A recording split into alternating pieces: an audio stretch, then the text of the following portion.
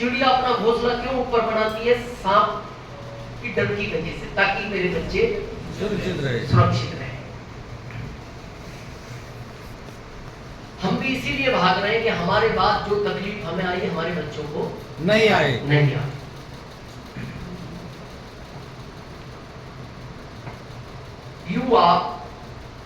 ये आपका परिवार जो जनरल परिवार है, पत्नी, 2 छोटे बच्चे, बूढ़े माँ बाप, क्या है ये? इसको हमने एक सिस्टम समझ लिया। क्या? हमारे पिताजी की शादी हुई, उनके बच्चे हुए, हम हो गए, हमारी शादी हुई, हमारे बच्चे हो गए, उनकी शादी होगी, उनके बच्चे हो जाएंगे, और ये चलता जा रहा है। जबकि ये बहुत जिम्मेदारी का मामला है। आज इस जिम्मेदारी को थोड़ा सा समझते हैं, कितनी बड़ी जिम्मेदारी है ये। आपके घर में बच्चे हैं? Yes. 3, 4, 5, 8, 10, 12, 15, 16 साल के हैं? Yes. कोई आपसे आकर कहे कि बच्चा मेरे को दे दो, नहीं देंगे। नहीं देंगे। आप में से कोई नहीं देगा?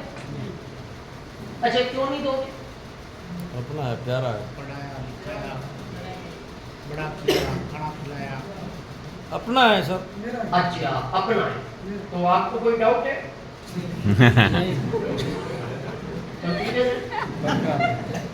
आपका ही है, हमें भी पता है, आप टेंशन मत लो। दोगे क्यों नहीं? क्यों दे? हाँ, उन्होंने कहा क्यों दे? अब हो सकता है इसका जवाब आपके पास ना हो, मैं देता हूं। पहला, आपका उससे इमोशनल अटैचमेंट है। यस। और आप देखना, जितना समय आप अपने बच्चे के साथ गुजारते हो, उतना इमोशनल अटैचमेंट आपका बढ़ता चला जाता है। कई अप्रिय घटनाएं घटती हैं 6 महीने में। बच्चा इस दुनिया में किसी कारण से, जैसे आप सुनते हो ना, कोई भी कारण हो गया, 6 महीने बाद इस दुनिया में नहीं रहा, तो आप इस घटना को अगले 6 महीने में भूल जाते हैं। लेकिन कई अप्रिय घटना घटती है, 6 साल का बच्चा तालाब में डूब गया, बहुत अप्रिय घटना हुई, तो इस बात को माता पिता लगभग अगले 6 साल तक नहीं भूलते। लेकिन कुछ घटनाएं घटती हैं 26 साल में, रोड एक्सीडेंट में, कार चलाते हुए, बाइक चलाते हुए वो बच्चा इस दुनिया से चला गया, तो वो घटना जब तक पिता इस दुनिया में रहता है उस घटना को नहीं भूलता। राइट। तो पहला कारण क्या है? Emotional attachment. दूसरा कारण, हम सामने वाले को क्यों देते जिसको हम जानते नहीं। राइट। तीसरा कारण, सामने वाला हमारे जैसी परवरिश करेगा, इसकी क्या गारंटी है? राइट। अब मैं अगला प्रश्न पूछता हूं, आखिरी। जिस लड़की से आपने शादी की, इसको भी तो किसी ने 20 साल पाला था।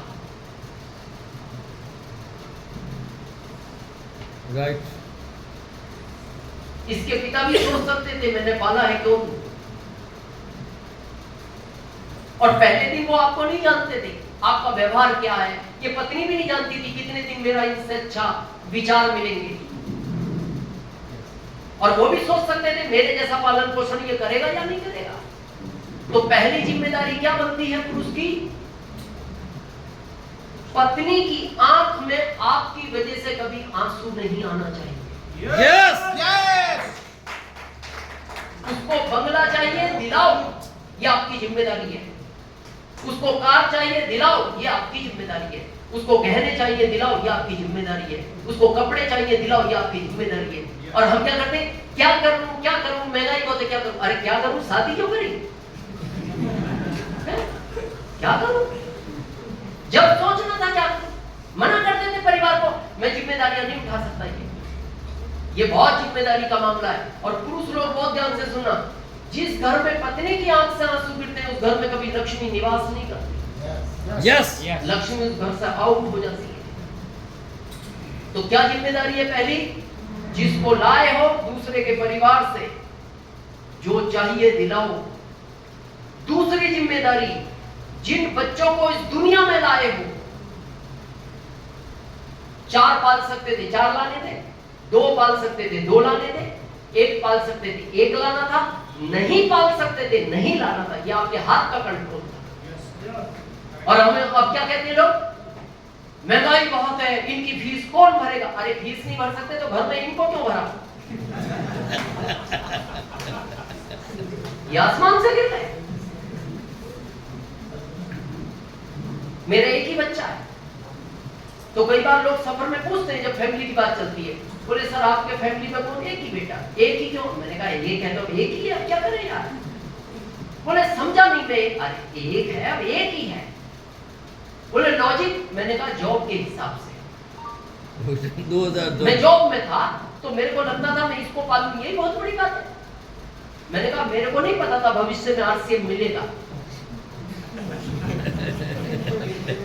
तो वो फिर पूछता अगर पता होता तो? मैंने कहा फिर एक नहीं होता। बोले फिर? मैंने कहा फिर क्रिकेट की टीम घर चलती। फिर क्यों एक होता? फिर तो ये पालता ना। तो ये किसकी जिम्मेदारी है? अपनी। हमारी आखिरी जिम्मेदारी, ये सबसे बड़ी जिम्मेदारी है जिनकी वजह से इस सुनहरी दुनिया को देख रहे हो, माता पिता। और आज आपको पता है ये गांव में है और ये शहर में रहता है अपने बच्चों के साथ। क्यों लाया आपको ये इस दुनिया में? इसके पीछे बहुत बड़ा लॉजिक था। यहाँ मेरे फादर और दादाजी की एज के लोग बैठे, इनको पूछना पहले शादियां कितनी उम्र में होती थी?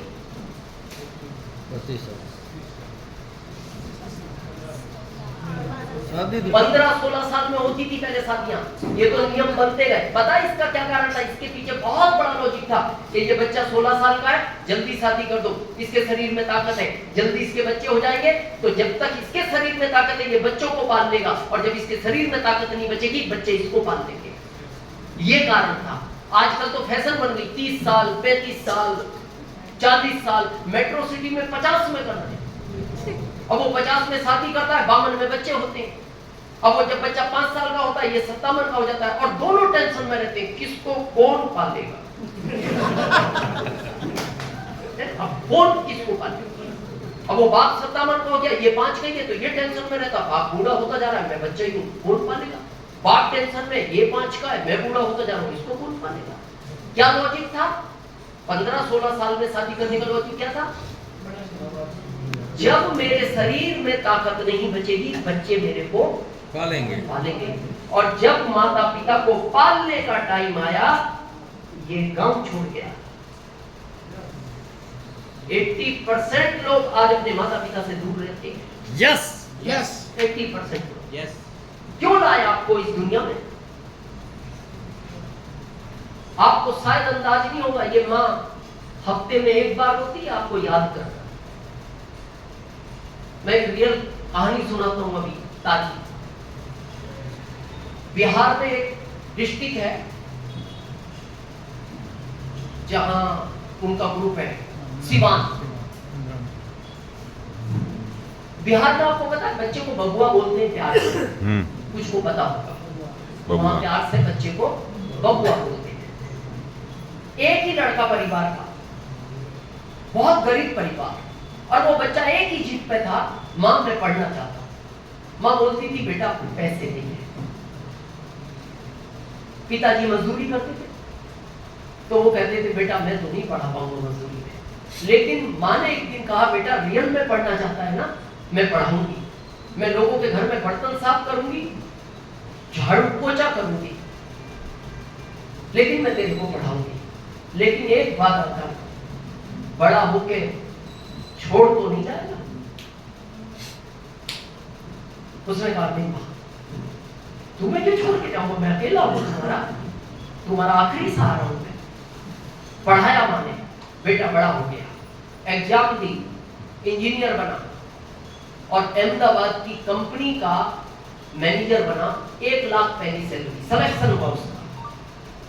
जब वो अपने घर से निकल रहा था ना सिवान से, मां ने उसको पहले दिन वाली बात याद दिलाई, बेटा वादा किया था तुमने, छोड़ कर नहीं किया, हम किसके लिए जिएंगे, तू अकेला है, इसलिए मैंने लोगों के घर में झाड़ू बर्तन नहीं किए। बेटा नौकरी करनी है तो बिहार में कर लो, सिवान में कर लो।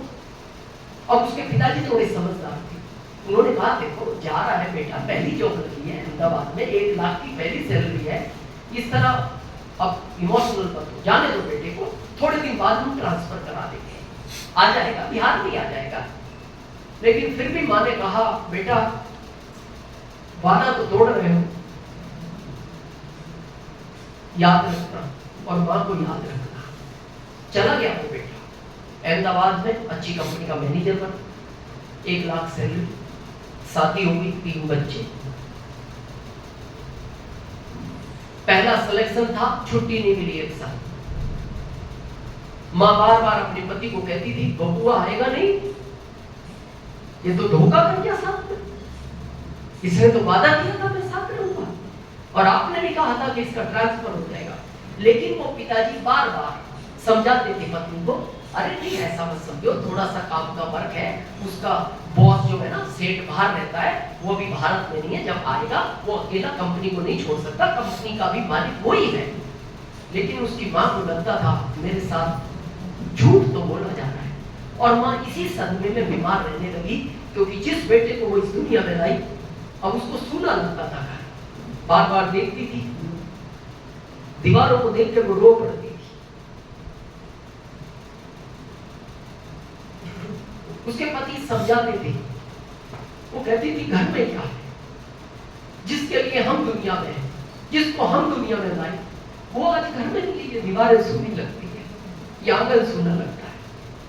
बार बार वो आके बोलता था मां मेरे को खाना दो, वो कान मेरे तरसते हैं आज उस बात को। वो उसी सदमे में बहुत बीमार होने लगी। रिपोर्ट में कुछ नहीं आता था, क्योंकि उसको अंदरूनी सदमा था बच्चे का। एक दिन बहुत रोई और उसने एक ऐसा शब्द अपने पति से कहा कि आखिरी बार बबुआ को फोन करो और उसको आखिरी बार पूछ लो, आए तो आए, और नहीं तो उसको कह देना शायद मैं उसको नहीं भूल पाऊंगी। उसके अंदर से एक आवाज निकली, उनकी आंख में भी आंसू आ गए। उन्होंने कहा ऐसी बात मत, मैं बात करता हूं। उन्होंने फोन लगाया अपने बेटे को, बेटा मां रोती तो हफ्ते में कई बार थी, पर आज उसने एक ऐसी बात कह दी, अब तक तो मैं उसको समझाता रहा, बीमार तो बहुत टाइम से है, लेकिन अभी उसने चारपाई पकड़ ली और उसने आखिरी लाइन कह दी, अगर वो आखिरी बार देखना चाहता है तो मेरे को देख ले। बच्चे को अच्छा नहीं लगा। उसने कहा बाबूजी आपको ये बात मेरे को पहले बता दी थी, आप तो ये कहते थे नॉर्मल बीमारी है। बेटा बीमारी तो नॉर्मल थी, रिपोर्टों में तो कुछ नहीं आता, लेकिन उसको कोई गहरा सदमा है। बस वो रोती है, देखती है, घर को देखती है, सुना सुना घर। बाबूजी चिंता मत करो, मैं अभी फ्लाइट का टिकट कराता हूँ दिल्ली का, और दिल्ली से मैं करंट में ट्रेन का टिकट करता हूँ सीवान के लिए, और मैं परसों शाम तक, कल मैं सुबह निकलूंगा, परसों शाम तक घर आ जाऊंगा। बाबू कहना चिंता न करें। उसने टिकट करा दी, पत्नी को कहा, पत्नी ने कहा मैं भी जाऊंगी, बच्चों को भी ले चुके। फ्लाइट की टिकट कराई उसने अहमदाबाद टू दिल्ली, दिल्ली से सीवान की ट्रेन की टिकट। उसने अपने सेठ को बोला, सेठ जी मैंने अपना काम, मेरा जो जूनियर है उसको सौंप दिया, फैक्ट्री में कोई समस्या नहीं आएगी, वो जिम्मेदार आदमी है, मेरे साथ असिस्टेंट है, मैंने उसको सारा समझा दिया, मैं 4 दिन के लिए घर जा रहा हूँ, मेरी माँ बहुत बीमार है और मैं अकेला बैठा हूँ। सेठ को गुस्सा आ गया, मेरे बगैर पूछे तुमने जिम्मेदारी सौंप दी, मजाक समझ रखा है, मैंने अरबों रुपए की फैक्ट्री बंद करने के लिए लगाई है। अरे तुम्हारे पिता है तुम्हारी माँ की देखभाल के लिए, या पूरा परिवार जाएगा, कोई छुट्टी उट्टी नहीं मिलेगी, और जा रहे हो तो वापस इस फैक्ट्री में मत आना, मैं दूसरा मैनेजर ढूंढ लूंगा, बहुत मैनेजर है इस भारत में। वो परेशान हो गया क्योंकि बच्चे अच्छे स्कूल में पढ़ रहे। उसने फिर अपने बाबूजी को फोन किया, बाबूजी टिकट तो बने हुए हैं और मैं परसों तक पहुंच भी जाऊंगा, लेकिन सेठ ने ऐसी बात कह दी, आप कहो तो मैं नौकरी भी छोड़ने को तैयार हूं।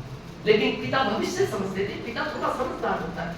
पिता ने कहा नहीं बेटा, नौकरी नहीं छोड़ना, 1 लाख की नौकरी किसी को मिलती है, मैं मां को समझाऊंगा, तुम टिकट कैंसिल कराओ, 4-8 दिन और रुको, सेठ को रियल में बताओ कि इस तरह की कंडीशन है, हो तो मेरे से बात करा देना, लेकिन बेटा मत आओ, ऐसे मत आओ। अगर वो सेठ नौकरी से निकाला है, नौकरी मत छोड़ो, आजकल नौकरियां नहीं मिलती। उसने टिकट कैंसिल करा दिया। लेकिन जब माँ ने, जिस शाम को वो आने वाला था, माँ ने दिन में पूछा, बबुआ तो आ जाएगा ना शाम तक घर? उसके पिता की आंख से आंसू झलक गए। माँ समझ गई, क्या हुआ, बोलो ना क्या हुआ। रो पड़े, बोले नहीं बबुआ नहीं आएगा, 2 दिन बाद आएगा, सेठ नहीं आए बाहर से, उनका आने का नाम नहीं आए। इतनी सी बात सुनी, माँ बेहोश हो गई। और 3 घंटे बाद उस मां ने शरीर छोड़ दिया। फिर पिता ने फोन किया बच्चे को, बेटा अब मत आना 2 दिन का, जब इच्छा हो जब आना, मां तो नहीं दे। आप सोचो क्या सिचुएशन हुई होगी उस बच्चे की। वो आया, नौकरी भी छोड़ दी उसने, लेकिन आखिरी कंधा नहीं दे पाया वो अपनी मां को। सुबह अंतिम संस्कार हो गया। क्या ये माफ कर पाएगा कभी अपने आप को? क्या ये मां कभी अपने आप को माफ कर पाएगी? क्या उस बच्चे को माफ कर पाएगी? आज वो सिवान में रहता है, उसने छोड़ दी नौकरी और उसने कहा, उसके पिता ने कहा जो होना था हो गया। बोले नहीं, मैंने मां खो दी, मैं पिता नहीं खोना चाहता। आप अकेले इस घर में सुनसान लगेगा, मां तो है नहीं, मैं भी नहीं रहूंगा, क्या करोगे? नहीं जाऊंगा मैं नौकरी छोटी कर लूंगा। फिर उसने आरसी ज्वाइन किया, आज रॉयल्टी है वो बच्चा। जब वो मेरे को मिला ना पढ़ना, जब उसने कहानी सुनाई, आप बिलीव नहीं करोगे, 15 मिनट तक मैं यहां पर आंसू नहीं रुके। क्या जीवन है। राजस्थान के 80% लोग माता पिता के पास नहीं है। मां कहती नहीं, बहुत तकलीफ में रहती है, बहुत याद करती है। मैं किसी प्रोफेशन के विरोध में नहीं, आप कुछ भी बनो, बनाओ बच्चों को। मैं आपसे एक प्रश्न पूछता हूं, मैं कई लोगों से पूछता हूं जो कहते हैं इस अभियान की क्या जरूरत है, आरसीएम की क्या जरूरत है। आप आईएएस हो, आपकी सैलरी 2 लाख है, भगवान न करे कोई घटना घट गई और ये डेली घटती है। ये सरकार का आंकड़ा मेरा नहीं, डेली 700 लोग घर नहीं पहुंचते। ये परिवार के मुखिया। मैं आपसे पूछता हूं, क्या ये गवर्नमेंट अगले महीने पत्नी को आईएएस बनाएगी? नो। क्यों नहीं बनाएगी? आप फिर किस चीज की डिग्रियां लेके घूम रहे हो? किस बात का आपका इतना सीना चौड़ा है? किस बात का ईगो है? क्यों नहीं बनाएगी? बनाना चाहिए। चलो इसलिए नहीं बनाएगी, पत्नी पढ़ी लिखी नहीं है, ठीक है, नहीं बनाएगी। ये 2 लाख आएंगे इसको? नहीं। क्यों नहीं आएंगे? इसने, इसकी आंख में तो चश्मे लग गए। 18 घंटे पढ़ाई परिवार के लिए, 18 घंटे। क्या होगा इस परिवार का?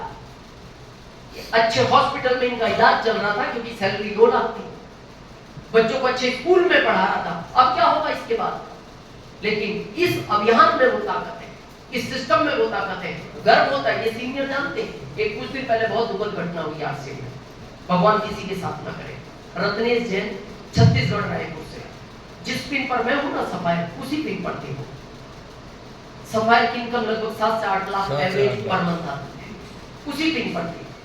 उम्र मात्र 37 साल। कितनी? 37 साल का लड़का था। पत्नी की उम्र लगभग 35 साल है। सुबह जैन नाम है इनका। बेटा 5 साल का है, बेटी 11 साल की है, माँ 75 साल की है, बाबूजी 80 साल की है। इनको हार्ट की प्रॉब्लम, शुगर की प्रॉब्लम है, बीपी की प्रॉब्लम है। इस बेटे को तो अभी भी नहीं पता। ये इतना मासूम बच्चा है। जब रात को वो सब यात्रा लेटे हुए थे ना अर्थी घर में, तो ये अपनी माँ से बार बार पूछता था, आज पापा बहुत गहरी नींद में सो रहे हैं, माँ कब उठेंगे पापा? आज भी उस बच्चे को नहीं पता, अभी भी उसको ये कह रखा है पापा बाहर गए हुए हैं। थोड़ा बड़ा होने के बाद बताया जाएगा शायद इसको। और ये कई सीनियर जानते हैं, ये पापा जिस दिन रत्नेश जी अगर घर हो तो वो माँ को छोड़ देता था, वो रत्नेश जी के साथ रहता था। रत्नेश जी उसको झूठ बोल के निकलते थे, बेटा मैं तेरे लिए चॉकलेट लेने जा रहा हूँ। वो मीटिंग के लिए भी जाते थे, उसको झूठ बोल के, वो उनके साथ ही ज्यादा रहता था। और आज उसके पिता इस दुनिया में नहीं है। लेकिन आरसीएम की ताकत देखना, जब ये घटना घटी, कंपनी का 1 महीने बाद फोन आया सुबह जैन, मैम बहुत दुख की बात है, इस अभियान का एक जिम्मेदार साथी हमने खो दिया, लेकिन आप चिंता मत करना, पूरा आरसीएम परिवार आपके साथ है। आप अपना ध्यान रखो, अपने बच्चों का ध्यान रखो, अपने माता पिता का ध्यान रखो। और हमने फोन आपको इसलिए किया है कि ये आईडी रत्नेश जी के नाम पे थी। रत्नेश जी इस दुनिया में नहीं रहे तो आप अपने पेपर कंपनी को मेल कर दो, अगले महीने कंपनी आपको सफायर बनाएगी।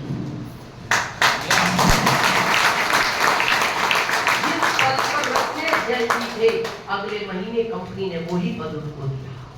आज 7 से 8 लाख सुबह जेल आ रहे हैं में। ये इस कॉन्सेप्ट की सबसे बड़ी ताकत है ताकत साहब। है, जिसके लिए ये करना चाहिए। आप सब आए, आप सबने सुना। मेरे कहने से घर जाना, अकेले में बैठ के सोचना, अकेले में, किसी से राय लेने की जरूरत नहीं। किसी अच्छे काम के लिए भी, किसी चीज के लिए दिल से पूछो, क्या मेरे बाद आरसीएम की जरूरत मेरे परिवार को है? और दिल कहे है तो इसको कभी छोड़ना मत, और आपका दिल कहे नहीं है, इसको आप नहीं करना। आपने हम सबको सुना, इसके लिए हम आपके बहुत बहुत आभारी हैं।